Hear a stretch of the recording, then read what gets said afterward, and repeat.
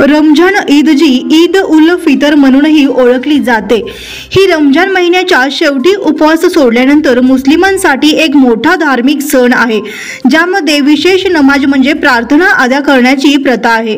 नळदुर्ग शहरात सालाबादाप्रमाणे रमजान ईद निमित्त नळदुर्ग ईदगाह येथे ईदची नमाज अदा केली। यावेळी काजी मैनुद्दीन यांचे सुपुत्र काजी हाफिज मोहम्मद अली यांनी ईदची शुभेच्छा दिली।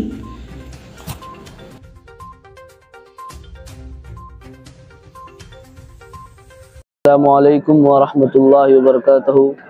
तमाम मुसलमान भाइयों को नलदुर्ग के शहर काजी मैनुद्दीन अहमद अली उनकी तरफ से आप सभी को ईद मुबारक। मैं अल्लाह ताला से दुआ करता हूँ कि आप हजरात का आने वाला साल बहुत ही अच्छी तरह से गुजरे, आमीन।